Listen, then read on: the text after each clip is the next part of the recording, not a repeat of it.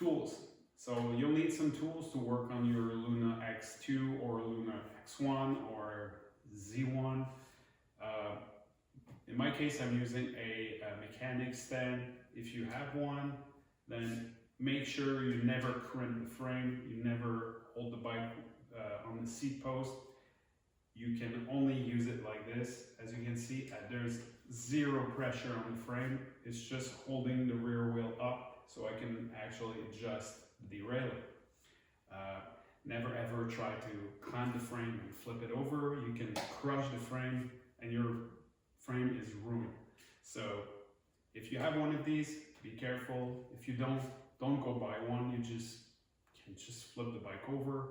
If you got a garage, you can hang the bike from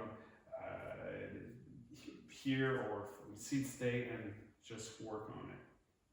So you'll need some manual tools like a metric Allen key set. You also need a Torx bit set.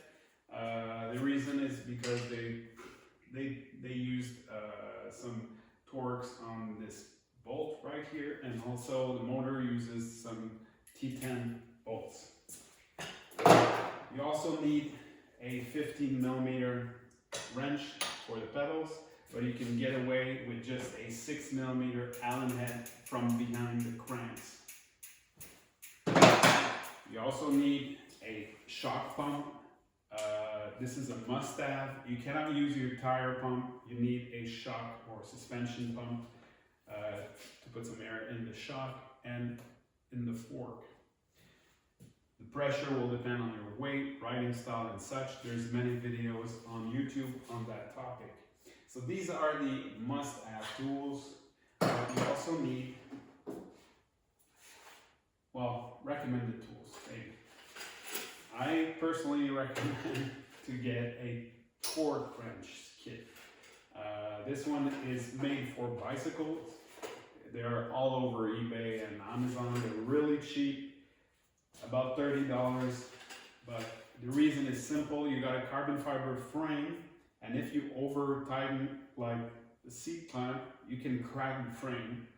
If you over tighten a suspension pivot, you can either damage the frame, damage the bearing, the sleeves, all sorts of problems. So you got a bike that's worth a couple $1,000.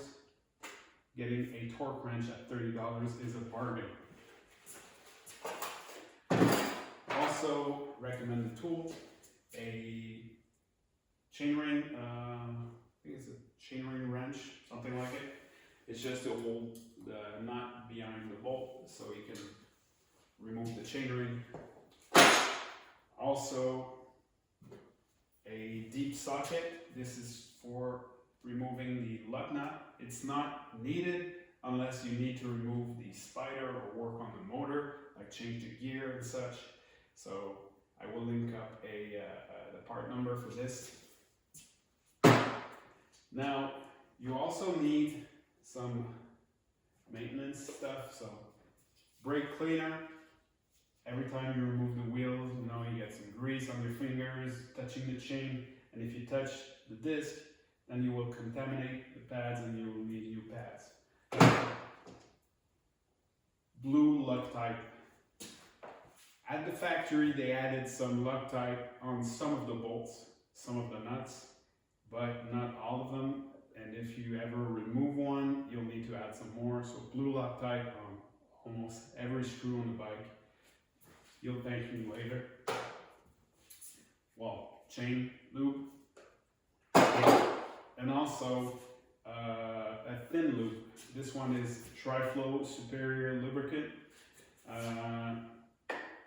Use it where it squeaks. So if you got squeaky pivots, you just add a few drops, like here, and everywhere that it squeaks, and normally it will go away. Carbon fiber on metal squeaks a lot more than an alloy bicycle. Now, troubleshooting tools. This is only needed if you ran into a problem, but like I said, you got a bike that is worth a few $1,000s. If you're looking to buy some tools, just get a multimeter. You can get something a little bit better that is auto range, you know, that works. You can change the probe and everything, but you don't need it. You can just get a $20 multimeter. It will do just fine. So that covers the basic tools you'll need to do some maintenance and troubleshooting on this bike. Hope that helps.